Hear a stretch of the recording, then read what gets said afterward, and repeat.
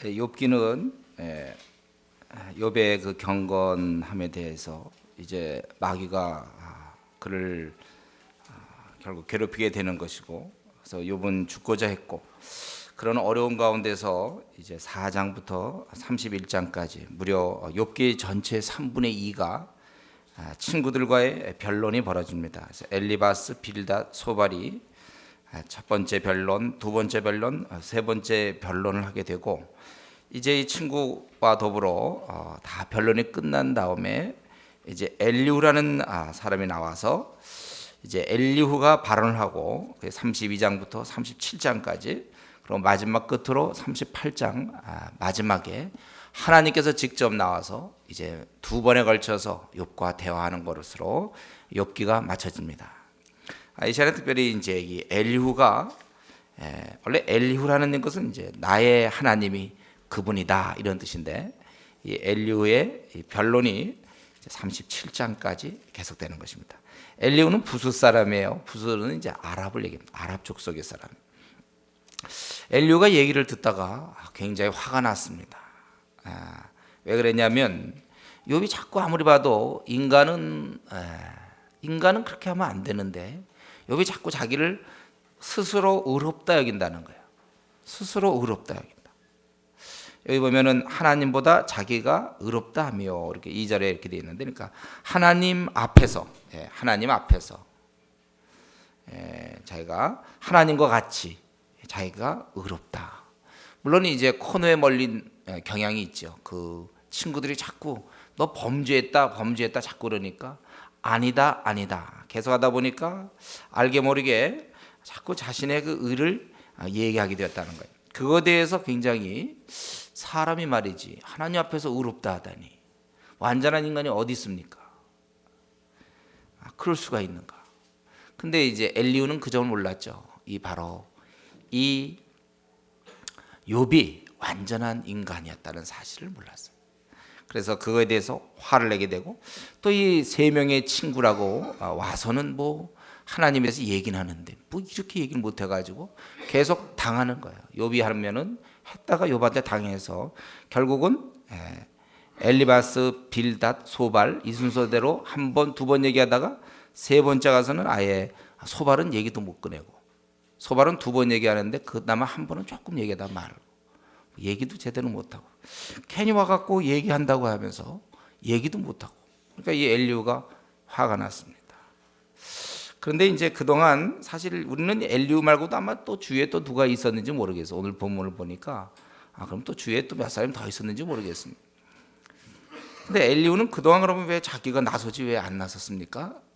엘리후는 나이가 어렸거든요. 그 당시 동양 관습에서 어른들 말씀하시는데 그 어린 자가 와서 얘기하면 안 돼요.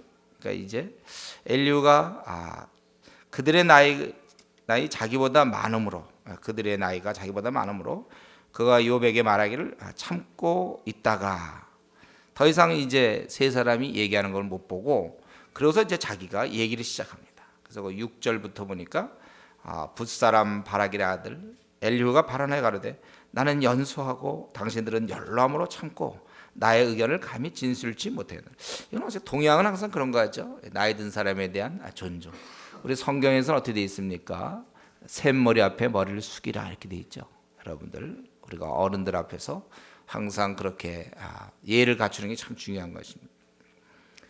그래서 이때 보면 연소함으로 제가 참고 있었는데, 그러나 꼭 연로하기 때문에, 즉 날이 많은 자가 말을 낼 것이요 해가 오랜 자가 지혜를 가르칠 것이라 자기가 이렇게 얘기했지만, 꼭 노인이라고 해서 나이가 많다고 해서 꼭 지혜가 있는 것은 아니라는 거예요. 보통 노인에게 지혜가 있지만, 그러나 꼭 그렇게 되는 것은 아니고, 오히려 8절에 있는 것처럼 사람의 속에는 심령이 있고 전능자의 기운이 사람에게 총명을 주시니 대인이라고 지혜로운 것이 아니요 노인이라고 공의를 깨닫는 것이 아니라, 나이가 있다고 해서 꼭 공의를 깨닫는 게 아니에요. 그것은 오히려 하나님으로부터 오는 지혜와 총명을 얻은 자들이 이것은 깨닫는 것이다.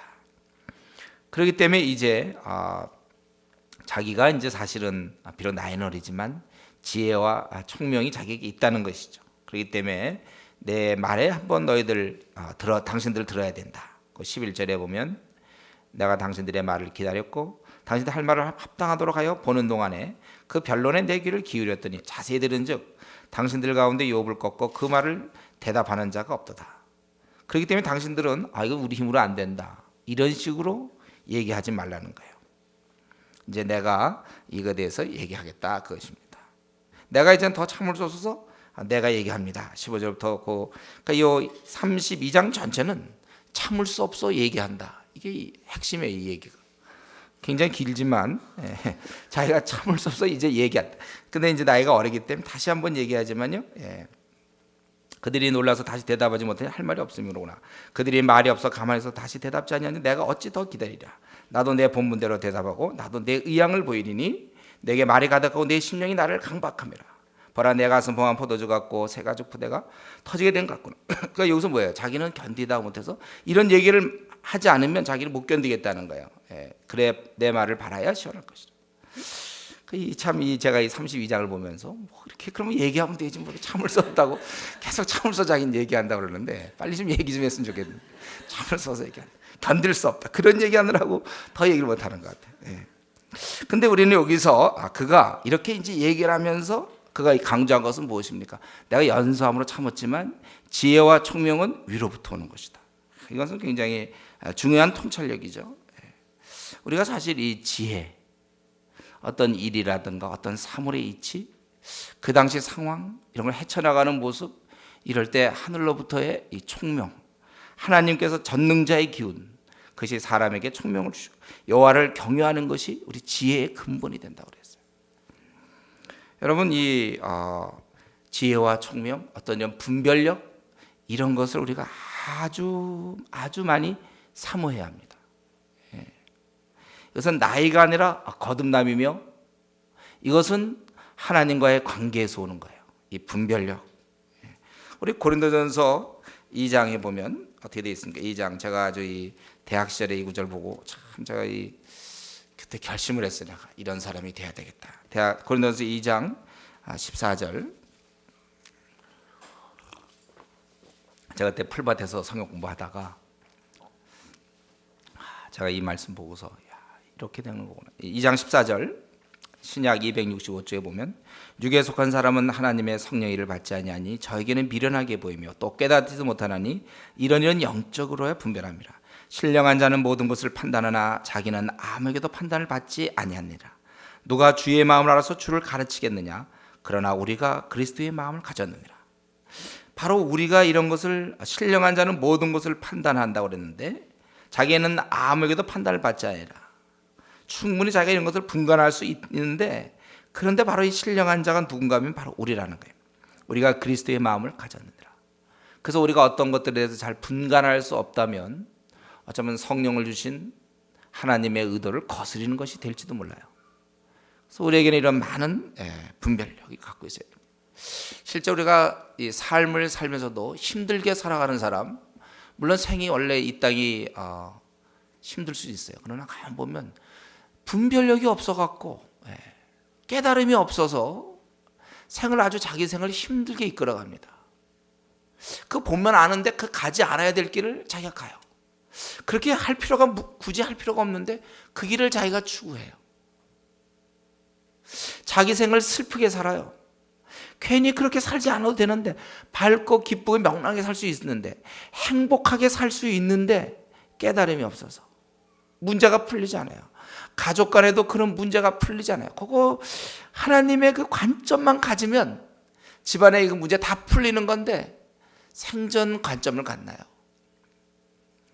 그냥 자기 생각대로 하니까 집안에 문제가 꼬이고, 회사에서는 회사대로, 앞날의 문제도 마찬가지인데, 여러분 우리가 지금 이렇게 PBS 하고 이러는 것이 사실은 여러분 앞날을 밝게 하는 거예요.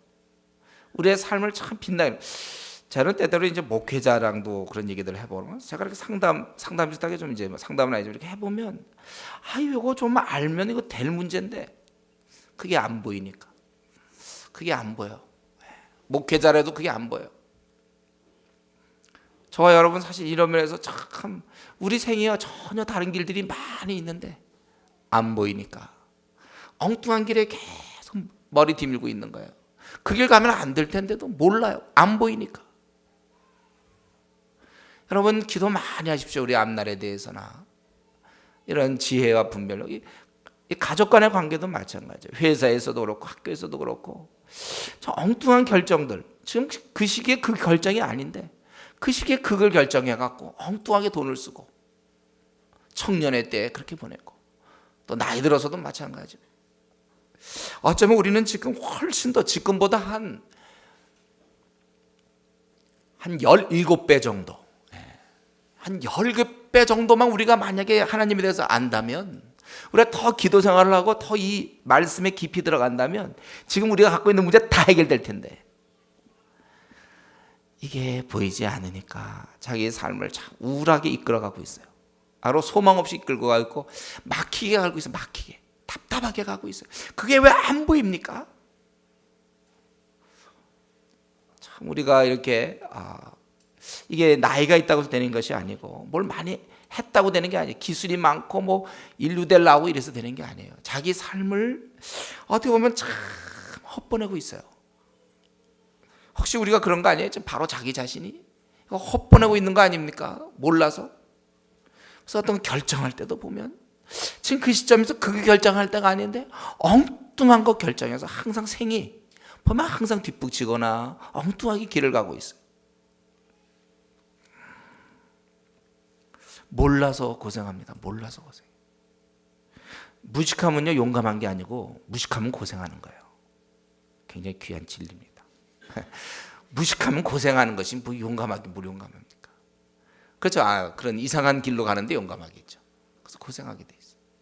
무식하면 고생한다. 이러한 지혜, 총명 위로부터 오는 거예요. 여러분들이 정말 성실하게 말씀에 반응하고 계속 이렇게 한다면 머지않아 밝은 빛이 비칠 거예요. 하나님 앞에서 지혜를 얻는 게 참 중요해요. 지혜를 얻는 게 최고입니다. 우리에게 눈이 밝아야 길을 잘 보는 거예요. 하늘로부터 이러한 지혜를 우리가 얻어야 되는 것인데, 바로 이 엘리후의 얘기 중에 이 말은 상당히 아주 분명하고 좋은 말이고 옳은 말입니다. 우리 엘리후를 어떻게 평가해야 될까요? 우리가 이제 보면은 어떤 학자가 얘기했죠. 이런 그 친구들의 그런 어떻게 보면 우악스러운 말들, 이제 그러면서 바로 하나님 말씀 오기보다 중간에 약간 그 휴지부, 약간의 좀 쉴 수 있는, 다시 한번 생각해 볼 수 있는 그러한 계기를 마련해 주는 그런 말이다. 엘리후 말에 물론 틀린 말이 있어요. 그러나 상당히 이 중에 맞는 부분들이 많습니다. 그 중에 이제 이러한 것들, 총명은 위로부터 오는 거예요. 지혜는 위로부터 온다. 그래서 제가 아까 얘기했지만 고린도전서 2장을 보면서 제가 참 그때 마음이 젊은 나이, 어린 나이였지만은 마음이 참 뜨거워지고 내가 하나님 말씀을 깊이 알겠다. 그때 제가 그 생각했어요. 하나님이 이미 우리에게 그리스도 마음을 주셨고 이제 우리가 모든 것을 분간할 수 있는 그러한 사람이다. 열심히 해서 내 생을 이렇게 힘들게, 눈이 뜨면 말이죠 막 행복해야 되는데 눈이 뜨면 별로 기쁨이 없는 거, 이게 제가 보기에 그게 지혜가 없어서 그래요. 엉뚱한 고집 붙잡고 있어서 그래요. 아침에 눈을 뜨면 아주 아침은 만족스럽고 행복해야 돼요. 여러분들, 하나님이 주시는 길을 가는 그 확신을 본인이 느끼고 있어야지. 그럼 더 열심히 좀 하나님으로부터 지혜를 구하. 저와 여러분은 하여튼 우리가 사는 날 동안 하나님이 우리 부족하오니 더 우리에게 지혜를 주십시오. 총명을 주셔서 내 한 번의 생을 내가 참 이렇게 잘못 보내지 않게 해달라고 좀 간절하게 우리 좀 기도해야 되겠어요. 이제 이렇게 자기가 못 견뎌서 얘기하겠다, 그 얘기를 지금 막 계속했다고 그랬죠. 그래서 드디어 이제 33장에서 이제 본론이 나오는, 본론, 못 견뎌 자기 얘기하는 것입니다. 그런즉 욥이여 내 말을 들으며 나의 모든 말에 귀를 기울여라. 자신은 진실로 정직하게 얘기하겠고 진실을 말하겠다. 자신이 아는 바를 진실이 말하는. 그리고 내가 대답할 수 있다면 말해라 이거예요. 5절에 보면 내가 할 수 있거든 일어서 내게 대답하고 내 앞에 진술하라. 나도 뭐 특별한 사람이 아니다. 나도 너를 갖다가 어떻게 할 수 없다. 6절 7절에 나와 네가 하나님 앞에서 일반이니 나도 흙으로 지으심을 입었은 즉 내 위엄으로는 너를 두렵게 하지 못하고 내 권세는 너를 두드리지 못하리라. 권위를 내세우지 않죠 그가. 그리고 그 당시에 그 엘리후라는 사람이 그래도 이런 생각을 했어요. 모든 사람이 다 동등하구나. 나도 흙으로 지으심을 입었다. 저나 여러분은 이렇게 앉아 있고 또 옷들도 나름대로 입고 이렇게 있지만 결국 우리가 따지면 흙덩어리에 불과해요. 흙에서 이렇게 다 이렇게 만들어진 기적 덩어리. 우리는 이런 자들이에요. 이 중에 우리가 다 흙으로 뭐 좋은 흙으로 짓고 얘는 약간 뭐 그거는 도자기 얘기할 때 하는 것이지. 우리 다 보면 다 뭐 내세울 게 없는 그냥 흙에서 우리 다 지음 받아서 이렇게 찬 사람. 저와 여러분이 이렇게. 그래서 뭐 다른 사람에 대해서 뭐 그렇게 우월한 의식 가지고 뭐 내가 무슨 대학 출신이며 뭐 흙덩어리들 또 뭐 못하다고 뭐 열등감 가질 것도 없고 우리 다 그런 자들인데 엘리후도 자기가 알고 있어요. 자기의 어떤 권위나 자기 위험으로는 사람을 두렵게 할 수 없을 것이다. 그렇게 얘기해. 이제 욥에게 대해서 욥의 너의 문제는 뭐냐면 이제 네가 이렇게 얘기한 것에 대해서 나는 이렇게 얘기한다는데 지금 뭐라고 욥이 얘기했다고 하냐면 그가 이르기를 9절에 이건 욥이 하는 얘기죠. 나는 깨끗하여 죄가 없고 허물이 없으며 불의도 없거늘 하나님이 나를 칠 틈을 찾으시며 나를 대적으로 여기사 내 발을 착고에 채우시고 나의 모든 길을 감시하신다 하였느니라. 예. 그래서 욥이 했던 얘기가 뭐냐면 나는 깨끗하고 죄는 없지만 하나님께서 나를 대적으로 여기시고 고통을 주시고 감시하신다. 이렇게 얘기했어요. 이건 욥이 늘 했던 얘기죠. 욥이 이렇게 얘기했다는 이것에 대해서 이 엘리후는 기분이 안 좋은 거야. 이런 얘기가. 자기가 의롭다고 했다는 그것도 그렇고 이렇게 얘기하던 중에 하다 보면 하나님을 좀 몰아세우는 느낌이 들잖아요. 그래서 그 말 자체가 내가 의롭지 못하다. 12절에. 하나님은 인간보다 크신 분이다. 그래서 그런 어떤 실수를 하거나 불의를 하시는 그런 분이 아니시라는 거예요. 그리고 너는 또 네가 그분이 네 말에 응답치 않는다고 내가 불평을 했지만 그분은 일일이 답변하는 자신의 행동을 답변하는 분이 아니시다. 왜냐하면 그가 항상 자신의 말을 좀 왜 응답하지 않는가 하고 욥이 안타까이 늘 그렇게 얘기했는데 그것에 대해서 일일이 답변한 분이 아니라는 거야. 다만 그러나 얘기를 일일이 답변하지 않지만 우리를 생각해서 두 가지를 하시는데 14절부터 18절까지 보면 말씀을 하시고 19절부터 22절까지면 징계하신다고 이 두 가지.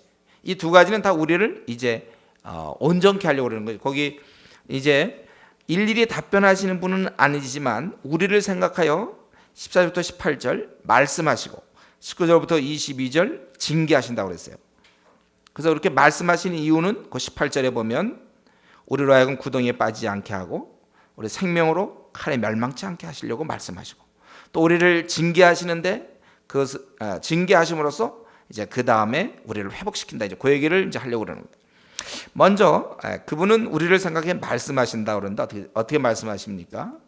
사람은 무관히 여겨도 별로 생각하지 않아도 하나님은 한번 말씀하시고 다시 말씀하시되 사람이 침상에서 졸며 깊이 잠들 때나 꿈에나 밤에 이상 중에 사람의 귀를 여시고 인치듯 아주 깊이 바뀔 수 있도록 교훈하시냐니 왜 그렇게 하시냐면 꾀를 버리게 하려 하심이며 사람에게 교만을 막으려 하심이라.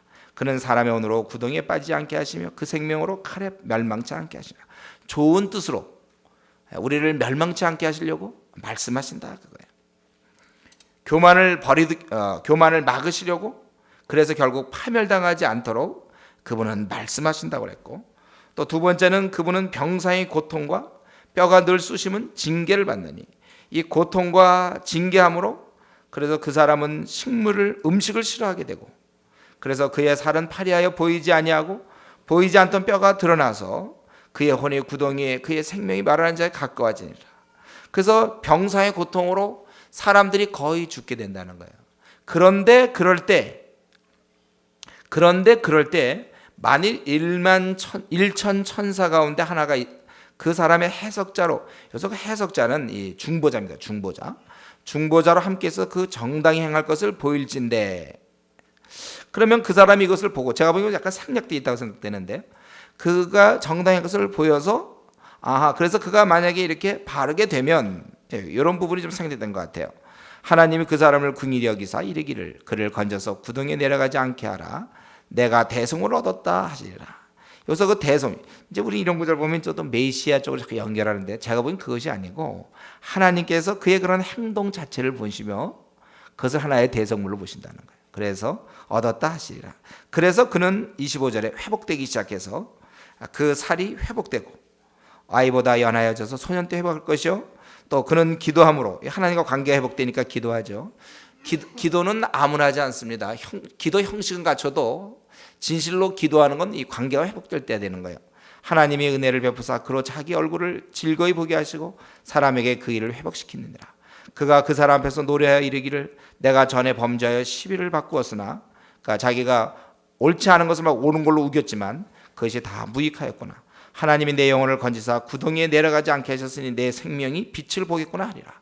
그가 징계를 받음으로, 병상의 징계를 받음으로 회복되어서 이제 그는 찬양하게 되고 사람들 앞에서 얘기하기를 이제 내가 구덩이에 내려가지 않게 하셨고 내 생명이 빛을 보게 되었다. 그렇게 얘기한다는 것입니다. 이 엘리후는요, 근데 여기서 한 가지, 일천 천사 가운데 하나가 그 사람의 해석자로, 이거 좀 설명하기가 이렇게 쉽지 않은데요. 아마 이럴 가능성이 있는 것 같아요. 일천 천사 가운데 하나, 좀 많다는 뜻이거든요. 많다. 그러니까 우리 사람들은 제대로 알지 못하고 그러지만 일천 천사, 영적인 이러한 존재들, 이런 자들은 그 중에 한 사람만이라도, 그러니까 즉 한 천사라도 얘기해 줄 수 있는, 모두가 사실 다 알고 있는 내용이다 그거예요. 그래서 그가 이렇게 징계받은 게 내가 하나님 앞에서 범죄했기 때문에 그런 거예요. 그래서 그가 깨닫고 이제 나온다면은 결국 하나님이 그걸 보시고 그를 이제 회복시켜 주심으로 그가 고백하기를 내 영혼을 구덩이에서 끌어 돌이키시고 하나님께서, 그리고 나를 생명의 빛으로 이제 그의 빛으로 그에게 비추려 하여 나의 생명의 빛을 비춰 주셨다. 이렇게 고백한다는 것입니다. 그 여기서 보면 이 엘리후가 그러고 나서 이제 요비야 네가 할 말 있으면 해봐라. 이제 그러고 나서 34장에 이제 계속 더 얘기하게 되는데요. 여기 33장에서 보면 엘리후는 고난의 의미를 그 세 사람이 했던 것처럼, 그 엘리바스, 빌닷, 소발이 했던 것처럼 단지 징계로만 얘기하지 않고, 물론 그런 면이 있지만 그것보다는 결국 이런 고난을 통해서 하나님 우리를 구원시키고 생명의 빛을 주시려 함이라고 말함으로써 이 고난에 대한 그것을 어떤 죄의 대가보다는 회복 쪽의 무게를 더 두어서 얘기를 하고 있는 것입니다.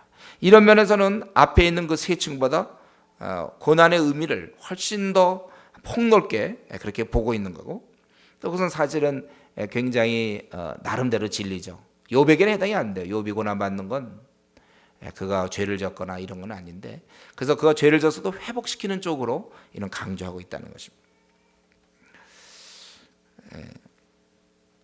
사실 우리는 이 죄를 지으면 지금 이 시대에 이렇게 욥기가 쓰여진 지가 오래됐고 성도들이 욥기를 수없이 읽으며 욥에 대해서 설교를 수없이 들었어도 아직까지도 우리가 이런 어려움을 당할 때 죄를 지음으로써 벌 받는 것이다. 아직까지도 우리 한국 교회에 이렇게 생각하는 사람들이 있어요. 죄를 지으면 벌 받는 것이다. 물론 그런 게 있다고 그랬죠. 우리가 잘못하면 징계가 있어요. 그러나 지금 적어도 엘리후가 얘기하는 정도, 우리는 이 정도의 수준으로 올라가야 되는데, 이렇게 징계는 우리를 회복시키시고 우리를 생명의 빛으로 이끄심이라고 고백하는 이런 삶이 우리에게 있어야 돼요. 저는 엘리후가 그 당시 이런 깊이를 갖고 있다는 사실이 좀 놀라워요. 제가 성경을 보면서 이거 엘리후가 그 앞에 있는 세 친구는 우리도 그 정도는 할 수 있잖아요. 보통 경우는 다 그렇게 죄를 져서 그런 모양이다. 이건 그냥 우리 보통 다 그래요. 근데 그 당시 엘리후가 이런 회복, 하나님이 우리를 회복시키시고 빛을 비춰주시려고 오히려 병상의 징계로 말씀하신다. 어떻게 보면 그런 걸 통한 것이다. 참 제가 이런 엘리후가 그 당시에 이런 깊이를 갖고 있다는 사실이 참으로 놀라울 뿐이에요. 그때는 성경도 없었고 어떠한 것도 없었는데 이런 깊이를 갖고 있었다는 거예요.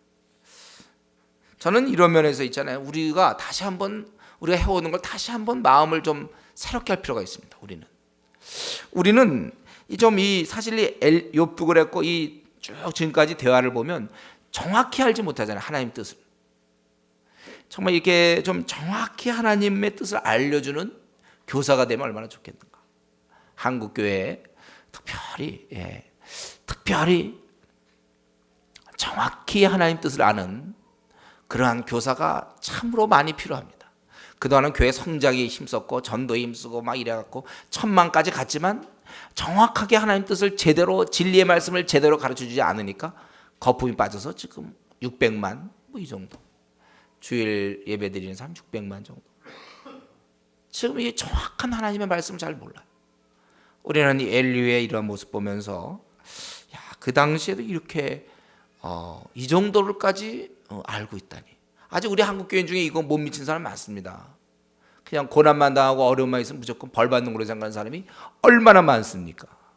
그러나 그걸 통하여 그를 빛을 비춰주고 정말 그를 이렇게 하는 이제 회복적으로 이렇게 얘기할 수 있는 이러한 그 엘리후를 생각하면서 우리가 정말 하나님 뜻을 더 알려주는 교사가 돼야 되도록 그렇게 우리 애를 써야 되겠고, 또 오늘 이 말씀을 통해서 뭡니까? 우리는 이것을 언제든지 한순간도 잊지 말아야 될 건 뭐예요? 결국 우리는 이런 하나님에 대해서, 물론 이건 욥에게 해당은 안 돼요. 그러나 일반적으로 욥을 제한 지금까지 이 땅에 있던 모든 인간에게 해당되는 것이죠. 하나님께서 때로 징계하시고 하나님 때로 고난 주실 때 하나님은 결국은 그 사람을 회복시키시려고 한다는 거예요. 다시 한번 우리는 우리 하나님이 이런 분인 걸 세상을 살다 보면 우리가 자꾸 이걸 까먹어요. 하나님은 결국 어떤 분이십니까? 나에게는 아버지가 되시는 분이란 말이에요. 아버지 되시는 분. 이 사실을 우리가 늘 알면서도 몰라요. 알면서도 모른다. 하나님이 우리의 아버지가 되시고, 여러분 그 부모 마음을 여러분 모르십니까? 부모가 이 자식들한테 가만 보면 결국 자식 잘 되라는 거예요. 물론 이제 고등학교 때 공부하라 뭐 막 이러는 거는 이제 그것 때문에 이제 싸움도 많이 하죠. 물론 거기에는 이제 그 부모의 약간의 자기가 예를 들면 많이 공부 못했다든가 또 약간의 야망이 들어갈 수는 있어요. 그거는. 그러나 원래 전반적으로 볼 때 그건 불완전한 인간이니까 그렇지만 자식에 대해서 기본적인 그 마음은 이 아이는 그걸 자꾸 오해한단 말이에요. 자기를 때린다든가, 뭐 3살 때 4살 때 맞았다든가 그러면 아버지가 나를 싫어하고 정말 뭘 맛있는 거 자기 먹어야 되는데 막 안 주려고 그런다든가. 얘가 지금 보니까 뭐 설사를 한다든가, 애가 그래서 안 주는 건데 얘는 자기 왜 그 시원한 거 아이스크림 안 주는가 하고 막 좀 그렇게 생각할 수 있지만, 그래 여러분 이 부모는요 근본적으로 자식을 사랑합니다. 근본적으로 자식을 배려하고 자식을 위해서 그러는 거예요. 때로 그를 야단을 치거나 벌을 세울 때도 결국 그 자식을 위해서 그러는 거예요. 그렇죠? 부모님 우리를 결국 사랑하신다고요. 우리는 이렇게 생을 지내면서 부모에 대해 원망도 하고 뭐 부모에 대해서 불만도 표할 때도 있고, 그러나 사실은 부모는 자식에 대한 사랑을 밑바닥에 깔고 있어요. 불완전한 육신의 부모도 그런데 하나님은 근본적으로 우리를 사랑하고 계시단 말이에요. 저와 여러분의 어떤 생에 어떤 막다른 골목, 막힌 길을 간다 할지라도, 이런 벽을 만난다 할지라도, 그러나 이것이 하나님이 우리를 괴롭히려고 하는 게 아니에요. 내가 힘든 상황을 겪게 돼요. 참 속상한 일을 당합니다. 내 힘으로 어떻게 풀 수 없는 일을 겪게 돼요. 살면서 우리 참 답답한 일을 많이 겪게 돼요. 그러나 그것이 하나님 우리를 괴롭게 하시려고 하고 하나님 우리를 못 살게 굴려고 하고 우리를 내버려 두신 것이 아니고, 하나님은 근본적으로 우리를 회복시키시며 우리를 복 주시려고 그러고 우리를 축복하시는 분이란 말이에요. 그렇기 때문에 우리 자꾸 무슨 성경 구절 뭐 하나님 복 주시는 그런 구절들 막 갖다 써붙이고, 그건 제가 참 보기에 오히려 좀 하나님에 대해서 너무 깊이가 없는 거예요. 뭐 하나님은 내게 복을 주시고 뭐 내 얼굴을 향하여 뭐 복 주시길 원하는 뭐 이런 구절들 막 갖다 써붙이지 않습니까? 우리 아버지는 나를 사랑하신다 뭐 그런 거 여러분 막 적어놔야 돼요. 얼마나 평소에 그렇게 그런 생각이 안 들면 그걸 적어놓습니까?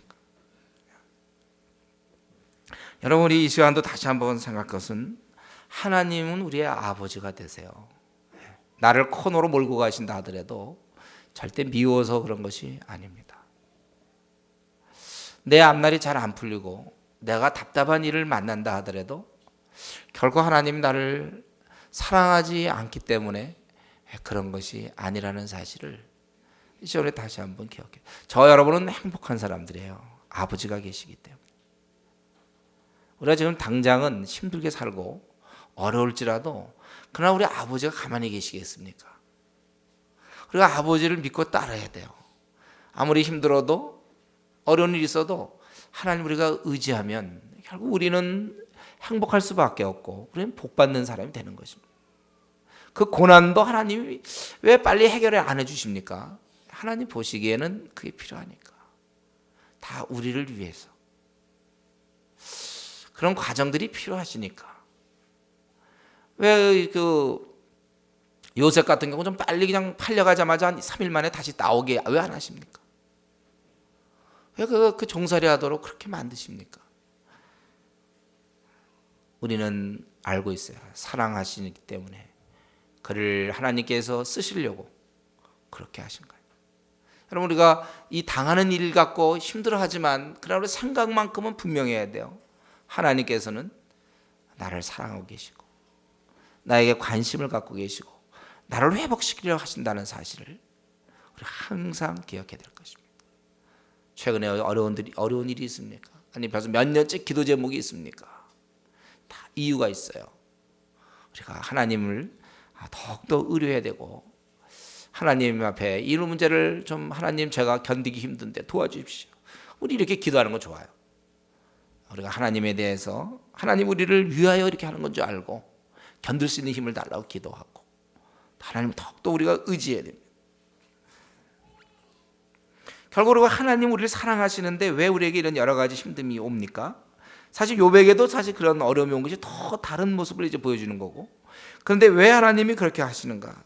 그럼 결국은 우리를 이제 영혼을 건지시고 우리를 온전한 자로 만들어 주시려고 우리로 하여금 그러한 꾀를 버리게 하시고 또 교만을 다 떨쳐버려서 다 온전한 자가 되게 하시려고 우리 그때나 지금이나 동일합니다. 하나님이 우리에 대한 관심은 온전한 자가 되는 거예요. 이 땅에 하나님 이렇게 버려두고 하나님이 어떻게 보면 방목하는 것 같은데 우리를 왜 이 땅에 두셨냐면 하나님의 아들처럼 되게 하려고 하나님의 딸처럼 되게 하려고 여러분 생을 가게 하시는 거예요. 광야 길을 통과하게 하시는 겁니다. 그걸 통하여 저들을 낮추시고 하나님을 의뢰하도록 하시는 거예요. 이 시간에 우리가 다시 한번 우리 자신을 향한 하나님, 나를 사랑하는 하나님이 나를 왜 지금 이 땅에 두시며 이러한 가정과 이러한 환경에 나를 왜 두시는가? 도대체 하나님은 지금 나를 무엇을 나에게 원하고 있는가? 온전한 자가 되기를 원하시는 거예요. 그래서 우리가 성화의 과정을 가고 거룩한 자가 되어야 되는 것입니다. 우리 온 이 땅에서 세상에 여러 가지 살아오면서 부대끼면서 처세술도 배우고 이 땅에서 적당히 속이는 것도 배우고 이 땅에 적당히 타협하는 것도 배우고 이 더러워져 있는 내 안에 물들어 있는 것들을 씻어내면서 점점 온전한 자로 하나님의 관심이 저와 여러분에 대해서 제발 좀 좋은 사람 되라. 내가 나의 아들 아니냐? 좀 훌륭한 사람이 되라. 그게 뭐냐? 내가 나의 딸이 아니냐? 너 그 삶이 그게 뭐냐? 하나님 우리의 관심, 우리는 디모데만에서 늘 얘기하지만 하나님의 관심이 우리를 그저 지옥에서 끄집어내는 거. 그래서 고통받지 않고 우리 천국 가는 거. 그것이 아니고 끄집어낸 우리들이 이제 지정의 면에서 내 정서도 온전해지고 내 의지도 단단해지고 내 생각도 건전해지고 점점 온전한 자가 되는 것이 우리 하나님 뜻임을 잊어서는 안 되겠어요.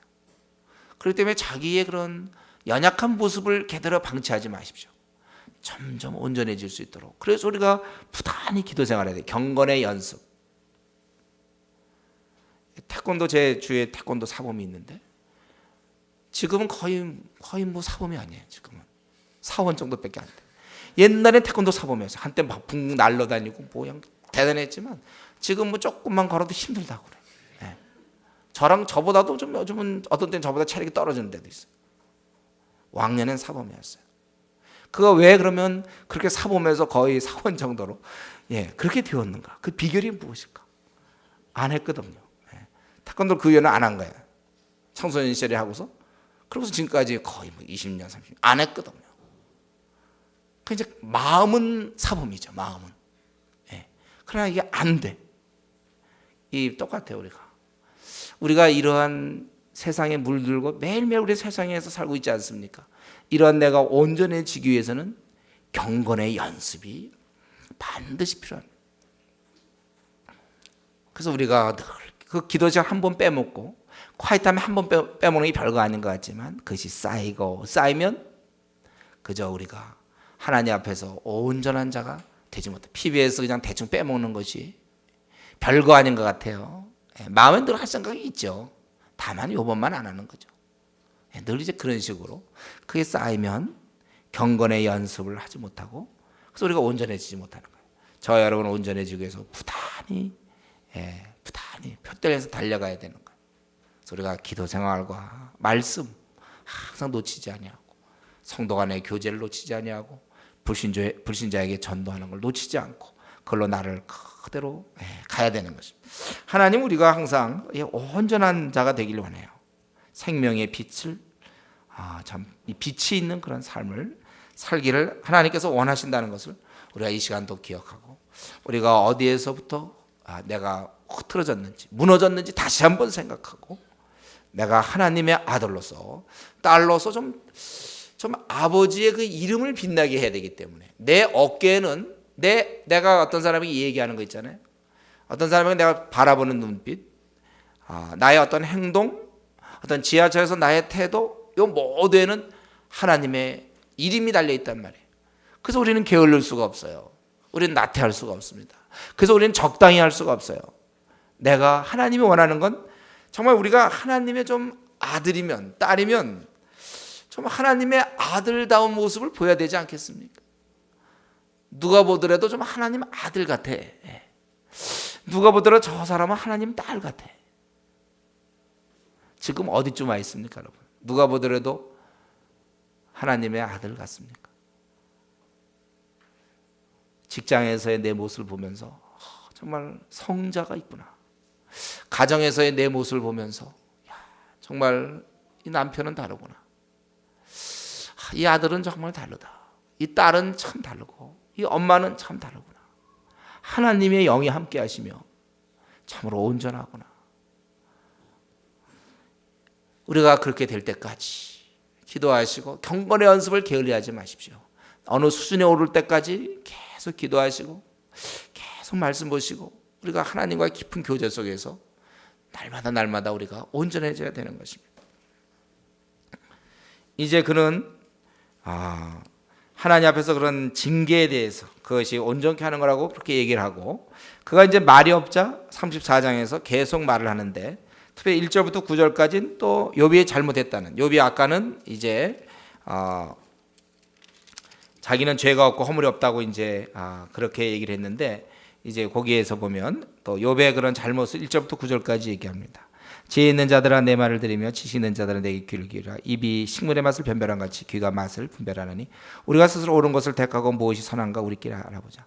욥이 말하기를 내가 의로구나. 하나님이 내 의를 제하셨고 내가 정직하나 거짓말쟁이가 되었고 나는 허물이 없으나 내 상처가 낫지 못하게 되었노라 하니 어느 사람이 욥과 같으랴. 욥이 회방하기를 물 마시듯 하며 악한 일을 하는 자들과 사귀며 악인과 함께 다니면서 이르기를 사람이 하나님을 기뻐하나 하나님을 잘 공경하지만 그것이 무익하다 하는구나. 이렇게. 그러니까 지금 욥의 아까는 이제 그가 자기가 죄가 없고 허물이 없고 그리고 자기가 아무리 얘기해봐 하나님 답변하지 않는다 이런 걸 얘기했을 때 아니다. 하나님은 답변하시는 분이시고 또 하나님은 우리를 이런 고난을 통해서 이렇게 하시는 분이다. 이제 오히려 그 온전케 하는 분이다 그 얘기를 했고 요번에는 이제 네가 자기가 의로운데 하나님의 의를 제가 나를 괴롭혔다고 얘기하지만 네가 불의가 없다고 얘기하지만 아니다 이거예요. 너는 아주 나쁜 사람이다. 누가 욥처럼 회방하기를 물맞이지 않은 사람이 어디 있냐. 너는 회방자며 또 악인을 사귄다 그래서 8절에 보면 또 하나님에 대해서 경배해봐야 소용없다고 너는 얘기하는 자다. 예. 즉 그러면서 이렇게 얘기하는 것은 결국 하나님에 대해서 아주 자기는 굉장히 좋은 사람이고 하나님은 아주 불의하다는 식으로 그렇게 들릴 수가 있다는 거예요. 그렇기 때문에 그 10절부터 29절까지 하나님은 그런 분이 아니고 너가 엉터리고 하나님은 공의로운 분이다. 그것을 얘기하는 것입니다. 그래서 하나님은 보면은 10절에 보면 악과 불의를 결코 행치 않는다. 이 엘류의 답변은 뭐냐면 하나님은 공의로우시다. 그 이유가 거기에 한 4가지 정도가 나오죠. 10절부터 29절까지. 첫 번째는 하나님은 악과 불의를 행치 아니하시고 사람의 행위에 따라 보응하시는 분이시다.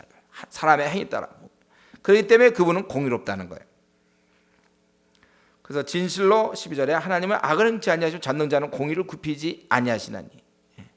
누가 땅을 그에게 맡겼느냐 누가. 그리고서 두 번째 얘기하기를 하나님은 사람 따라 행위를 보응하시고 그리고 두 번째는 그분은 창조자라는 거예요.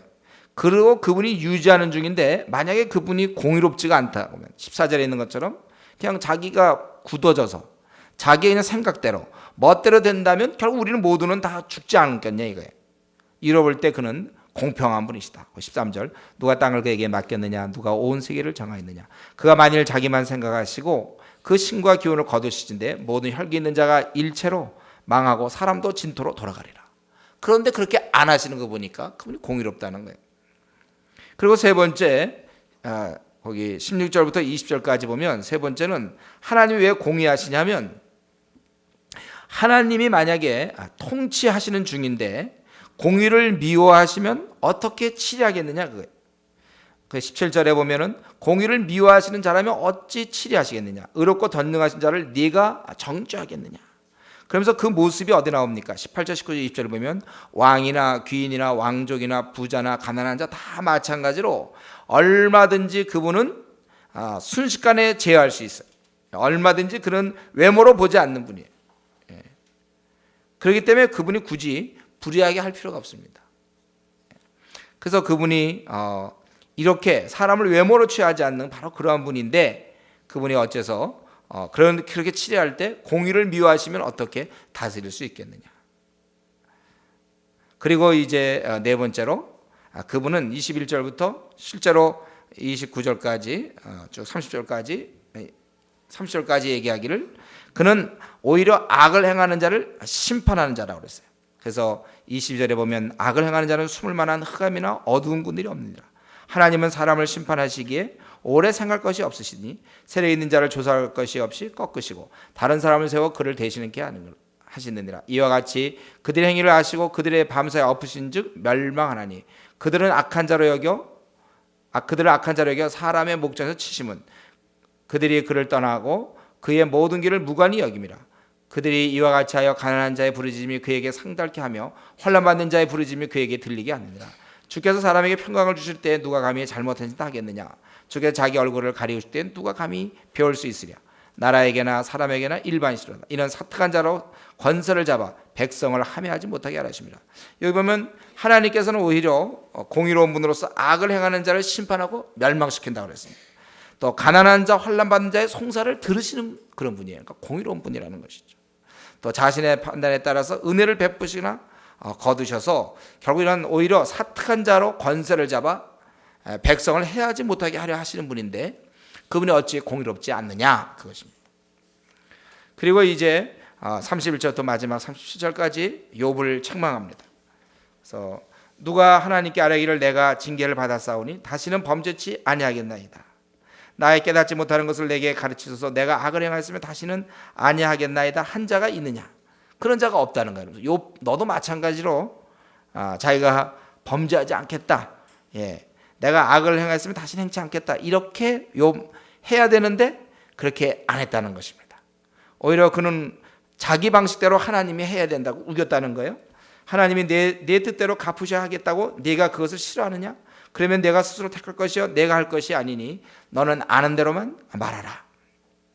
자기가 그렇게 욥이 원하는 대로 마음껏 자기가 그렇게 했다는 것입니다. 그래서 총명한 자와 내 말을 듣는 모든 지혜 있는 자가 필연 내게 이르기를 욥이 무식하게 말하니 그 말이 지혜 없다 하리라. 그래서 그렇게 욥이 자꾸만 자기 죄를 깨닫고 범죄를 고쳐야 되는 대로 자꾸 우기니까, 그렇다면 36절에 욥이 끝까지 시험 받기를 내가 원하노니 이는 그 대답이 악인과 같음이라. 그가 그 죄 위에, 자기 이미 죄 위에다가 폐역을 더하며 막 하나님에 대해서 대항하고 폐역을 더하며 우리 중에서 손뼉을 치며 하나님을 거역하는 말을 많이 하는구나. 그래서 그는 지금 엘리후는 욥이 자신이 의롭다 함으로 하나님을 불의한 걸로 몰아가기 때문에 그렇지 않다, 하나님이 이렇게 공의한 분이다. 그런데 그는 자기의 죄를 깨닫고 범죄를 고치기보다는, 욥은 자기 방식대로 하나님을 이렇게 해야 한다고 우기며 자기의 죄에 폐역을 더하는, 하나님을 거역하는 말을 많이 한 자다. 이런 면에서 또 그 엘리바스나 또 빌다의 소발과 거의 비슷하죠. 욥이 그렇게 됐다. 우리는 이제 이 엘리후 앞으로도 이제 35장, 36장, 37장 앞으로 3장을 더 얘기하겠지만은요.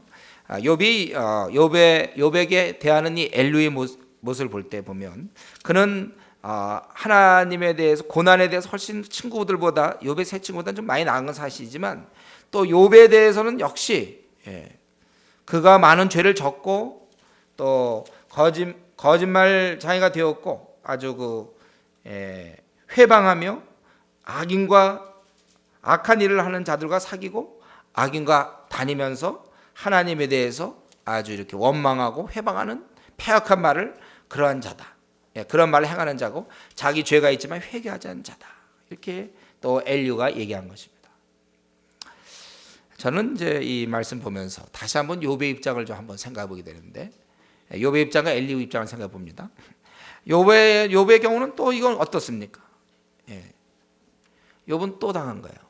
그가 친구로부터 8번 당하지 않았습니까? 엘리바스, 빌닷, 소발, 엘리바스, 빌닷, 소발, 엘리바스, 빌닷, 이렇게 8번 계속해서 네 죄를 얘기하고 계속해서 자기가 의롭지만은 비난을 당해야 되고 아주 무시를 당해야 되고 아주 악인이라는 소리를 들어야 되는, 그렇게 8번째 당하고 지금 9번째 엘리후가 나타나서 뭔가 할 것 같았지만 욥은 또 당하게 되는 거예요. 더나 젊은 사람한테, 아마 후배쯤 될지 모르겠지만 또 당하는 것입니다. 여러분, 우리가 욥의 삶을 들여다볼 때 7명의 아들과 3명의 딸이 죽은 거, 또 재산을 잃은 거, 욥의 부인한테 당한 거, 친구들한테 당하고 자기 온몸에 악창이 있고 살 소망이 없는 그러한 상황에서 친구들이 번갈아 하면서 그를 8번이나 괴롭혔고, 그리고 끝난다 싶었는데 또 9번째 또 당하는 거예요. 욥은 또 당한 겁니다. 그런데 이제 이런 걸 가만히 되어보면 과정이란 말이에요. 결국 최후에는 하나님이 그를 인정해 주세요. 그는 의인이기 때문에 당한 것입니다. 만약 욥이 그 당시 당대 최고의 의인이 아니라면, 하나님 보시기에도 의인이 아니었다면 애당초 이런 일 당하지 않아요. 오히려 하나님 뜻에 순전하게 살았기 때문에. 그는 사실 엘리후와 욥을 생각할 때 어찌 엘리후가 욥과 비교가 되는 인물입니까? 그러나 그 비교가 안 되는 그 엘리후 어린 자가 또 욥을, 내가 패역했고 내가 악인들과 함께 다니며 악인과 사귀며 하나님 경배에도 무익하다고 네가 그렇게 얘기하면서 하나님을 막 불의하다고 네가 얘기하고, 또 내가 끝까지 너는 것을 시험 받아야 되고, 내가 패역을, 그 죄가 많은 중에 패역을 더하고 있다고, 또 그런 어린 자로부터 또 욥은 또 들어야 되는 것입니다. 9번, 이제 아마 35, 36, 30장에 또 어떤 얘기가 나올지 모르겠지만, 여러분, 우리가 이 나그네 길을 갈 때 물론 사람들한테 인정받으며 살 수도 있어요. 그럼 좋죠. 그러나 경우에 따라서는 또 이런 식으로 당할 수 있다는 사실을 기억하십시오. 오히려 의인이기 때문에 당하지 않습니까? 애당초 욥이라는 인물이 제대로 섬기지도 않았으면 애당초 이런 일은 생기지도 않았어요. 자식도 죽을 일도 없어요. 애당초 요셉이 바르지 않았다면 이렇게 옥살이 할 이유도 없었습니다. 바르기 때문에, 옳기 때문에. 이 땅은 신라곤의 구조예요. 그래서 우리가 정말 하나님의 뜻대로 살려고 하고 바르게 주를 섬기려고 할 때 우리도 얼마든지 당할 수 있다는 사실을 항상 명심해야 돼요. 그러나 저는 이때 욥의 마음을 제가 생각해 보니까 욥이 왜 그때 얘기를 안 했을까? 뭐 특별히 뭐 그냥 좋은 얘기 했으니까 그냥 넘어갈 수도 있지만 어쩌면 이제 이런 얘기에 대해서 아주 좀 신물이 날 수도 있어요. 또 아니면 여기서 그런 이제는 그동안 많이 하면서 하나님을 바라봤는지 모르겠어요. 결국 최후의 하나님의 인정을 받는 것이 그게 제일 중요합니다. 초등학교 1학년 때 산수해서 뭐 누가 90점이냐 나 93점이다 막 이런 게 중요한 게 아니에요. 초등학교 1학년 때 뭐 조금 더 점수 받아쓰기를 뭐 100점이냐 90점이냐 70점이냐 60점 이런 게 아니고 그것은 최후에 나중에 이제 결정되는 거예요. 나중에 이제 뭐 입시가 있는 것이고 나중에 중요해요. 영어 뭐 지금 처음에 중학교 1학년 때 뭐 영어 좀 뭐 조금 처음에 뭐 하와이유 뭐 이런 거 잘했다든가 발음이 뭐 정확했다 이런 게 중요한 게 아니고 맨 끝에 결국 외국 사람과 얘기 잘하냐 못하냐 결국 그런 게 중요한 거예요. 거기서 끝을 내야지 나 중학교 때 1학년 때 뭘 했다 안 했다 단어 내가 쓰게 했는데 그때 30개 봤는데 그중에 28개까지 맞았다 그게 소용없어요. 그래서 뭐 외국 사람과 얘기하냐 이거야 가서 그게 무슨 의미가 있습니까? 중요한 것은 우리가 항상 우리 나그네 길에 앞으로도 우리가 뭐 길게는 40년 50년 또 짧게는 10년 20년 살지 모르는데 그런 과정 중에 어떤 때는 뭐 이런 정죄도 당하고 어떤 때는 이렇게 막 무시를 당하고 비난을 당하고 오해를 당하는 것도 있어요. 그러나 중요할 건데 주님이 나한테 뭐라고 얘기하실까? 항상 그걸 염두에 두고 사셔야 됩니다. 특별히 지금 이렇게 가만히 있는 사람한테 이 말은 도움이 안 돼요. 주의 나라 확장을 위해서 일하려고 할 때 우리가 바른 길로 가려고 할 때 이 말세 어두운 때 빛의 자녀로서 살려고 할 때 우리는 필연 이런 일을 당하게 돼 있어요. 느헤미야가 그가 정말 그 아닥사스다 왕 밑에 있어서 술관원이 되어서는 거기서 그런 일 당하지 않아요. 그러나 성벽을 재건하려고 할 때 얼마나 많은 비방과 어려움을 당합니까? 모세가 이스라엘 민족을 이끌었기 때문에 많은 원망과 비방을 이스라엘 백성에게 당하는 거예요. 가만히 있으면 절대 비방당하지 않습니다.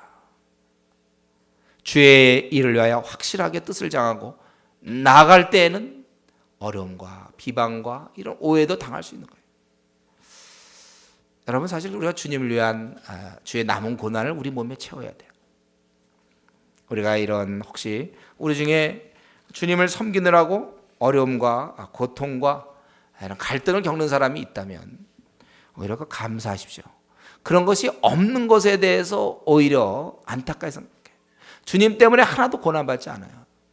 남편으로부터 별로 뭐 듣는 얘기도 없어. 아내로부터 듣는 얘기도 없고 직장 상사로부터 듣는 얘기도 없고 밑에 사람으로부터 듣는 얘기도 없고 학교 친구로부터 듣는 얘기도 없어요. 왜냐하면 아무것도 안 하니까. 그럼 우리가 주의 일을 위해서 이렇게 할 때 우리에게 이러한 어려움이 있다는 사실을 우리가 항상 기억해야 될 것입니다. 그리고 한 가지 더 얘기해 본다면은 우리 지금 이 엘리우라는 인물이 출연했는데 그 친구 3명처럼 또 이 엘리우도 정확하게 욥에 대해서 욥이 이렇게 고난 받는 것에 대해서 그저 죄를 범했기 때문에 받을 거라고 그렇게 생각하고 있습니다. 이 엘리우도 마찬가지 그런 면에서는. 그런데 이 욥의 3친구나 또 이 엘리후나 저들이 잘못하고 제대로 알지 못했다는 면에서는 우리로 그는 마땅히 이제 지적받아야 될 사람들이에요. 그러나 한 가지 그 3명의 친구나 이 엘리후에게 한 가지 있는 게 있어요. 그것은 뭐냐면은 나름대로 이들이 하나님을 변호하고 있다는 거예요.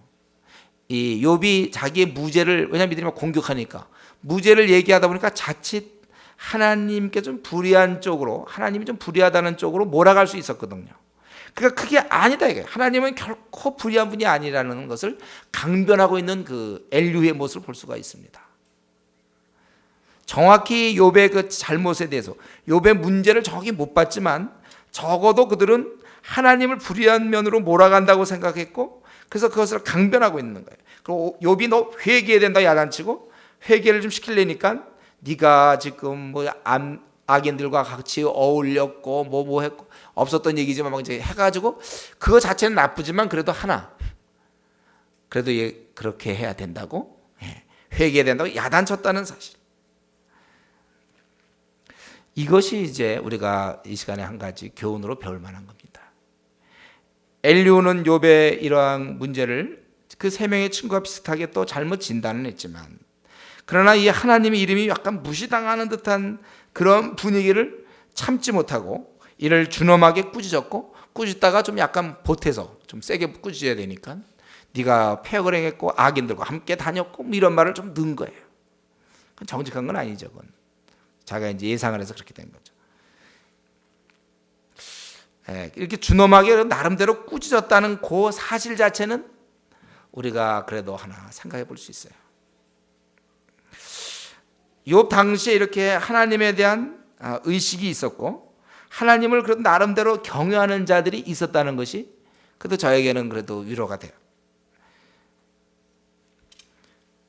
하나님은 우리가 잘못할 때 하나님 앞에서 두려워해야 되고 잘못했을 때 회개해야 한다. 하나님은 공의로운 분이시다. 다 좋은 말들이잖아요. 하나님은 우리를 파멸해서 구원코자 징계를 주신다고 말할 정도로 이 하나님에 대한 의식과 깨달음을 갖고 있었다는 것입니다. 우리가 요즘 열왕기 상을 공부하고 있죠. 거기에 지금 요즘 너무 재밌죠. 요즘은요. 이 아합이 등장하고 그 전에 또 보면 얼마나 그 이스라엘 왕들이 죄악이 아주 가득합니까? 이스라엘 백성들이 얼마나 또 죄 가운데서 머뭇거리며 죄를 짓고 있습니다.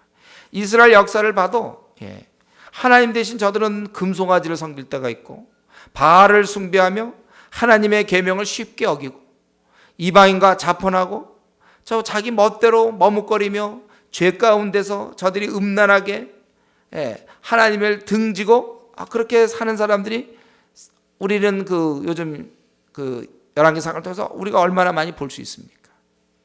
그런 사람이 참으로 많이 있어요. 이스라엘 백성이 영적 깊은 무지에서 하나님의 이름을 더럽히고 있는데 그러나 이 욥의 친구들이 물론 잘못을 했지만 그래도 한 가지 긍정적인 것은 그러나 이 엘리후와 이 욥의 세 친구가 정확히 진단은 못했지만 하나님의 이름을 높여보려는 마음을 가졌다는 것. 하나님의 그런 어미하심을 생각하면서 사실은 잘못도 안 했지만 욥에게 막 뒤집어 씌워서 욥에게 회개를 촉구하는 모습은 그 모습 자체는 아주 그 모습에서 그것은 우리에게 교훈을 주는 거예요. 그것은 어떻게 보면 참 그래도 뭔가 이렇게 진한 감동이 와요. 진단을 잘못했지만 그 열정, 하나님의 이름을 하나님의 위엄이 손상당하는 것 같아서 그것을 견디지 못하는 그러한 모습은 우리에게 도전을 준다는 것입니다. 저는 이런 면에 있어서 우리가 이제 말씀을 마치면서 우리도 이러한 면에 있어서 나는 정말 하나님의 이름이 하나님의 그 높고 존귀하심이 그 위엄이 손상당하는 것을 나는 못 견뎌 하는지 하나님의 이름을 이 땅에서 내가 어떻게 하든지 빛나게 하려고 이 땅에서 그 이름이 드러나게 하려고 내가 이 땅에서 어떤 파수꾼의 역할을 감당하는지 하나님의 이름이 조금 더 낮춰지는 비하되는 것을 내가 못 견디고 보호하는지 우리 정치에서도 보면 무슨 3호 이런 게 있어가지고 거기서 공격이 오면 바로 인터넷 이런 데서 막 아니라고 변호하고 있는데 우린 그러한 무슨 3호 모 3호인데 우리도 그런 사람들만큼 자기가 사랑하는 사람 자기가 존중하는 사람 존경하는 사람 그런 사람을 지켜보려는 그 명예에 조금이라도 그 명예가 금이 가는 훼손될까 봐 막 막아내려는 그러한 그 의지가 우리에게도 있는가. 우리도 하나님을 사랑하는 자고 이 땅에서 우리가 하나님을 어떻게 보면 지키는 자라고도 볼 수 있는데 나에게도 그러한 열심히 나에게 있는가. 그래서 하나님의 이름을 무시할 때 사람들이 하나님의 이름을 부르지 않고 우상을 부를 때 나는 심히 분노하는가. 천지를 지으신 온 우주의 창조주에 대해서 저들이 아주 경시할 때 저들이 불교를 믿으며 불상에게 오히려 빌고 막 이런 모습을 나는 못 견뎌하는가. 중들이 왔다 갔다 걸어다니는 모습을 보면서 저들은 시청각 교회거든요. 하나님이 안 계시다는 거거든요. 하나님이 창조주가 아니시라는 거예요. 예수님이 십자가에서 죽지 않았다는 거예요. 자신들의 죄를 위하여 주님이 희생당하지 않았다는 고백하는 그들을 보면서 내가 그래서 그것이 억울한가? 불교 신자를 보면서 내가 분한 마음이 있는가? 이 모슬렘의 그런 사람들, 그 알라를 섬기는 그들을 보면서 나는 억울해하는가? 또 우리의 그런 사람뿐만 아니라 내 친구들과의 대화에서 이 학교의 캠퍼스의 분위기를 보면서 아니면 직장 동료, 상관, 부하 직원과의 이런 대화를 나눌 때마다 가족들과의 삶 속에서 나는 이 하나님의 전능하심과 하나님의 하나님 되심에 대해서 그게 이루어지지 않음에 대한 나는 속상함과 애탐과 분통함이 있는가? 모 사모들이 하는 것처럼 조금이라도 인신공격이 오면 막 막아내고 하는 그러한 열심이 나에게 있는가? 아니 이것이 더 이렇게 방어할 뿐만 아니라 적극적으로 더 알리고 싶은가? 하나님을 경외치 않은 사람들 속에 들어가서 하나님은 창조주시고 그분은 우리를 구원하시기 위해서 독생자 예수 그리스도를 보내셨으며 그분을 통해서만 구원을 받고 저 하작거든 우상들은 저 아무것도 아니라고 나는 막 외치고 싶은가? 나는 그렇게 말해주고 싶은가? 우리 다윗이 하나님 마음에 들었다고 그랬을 때 다윗이 처음에 우리 사무엘상 17장에 보면 구약 우리 437쪽에 보면요, 이 다윗이 골리앗 앞에 나갈 때 그건 다른 이유가 없었어요.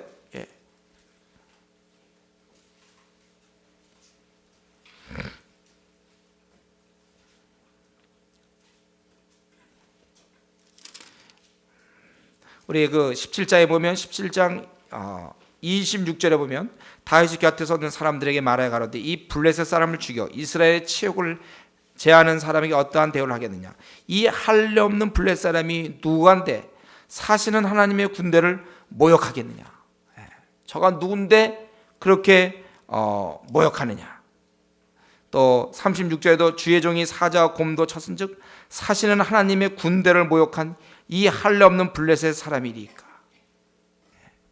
또 45절에 보면 다윗이 블레셋 사람에게 이르되 너는 칼과 창과 단창으로 내게 오거니와 나는 만군의 여호와의 이름 곧 네가 모욕하는 이스라엘 군대 하나님의 이름으로 네게 가노라.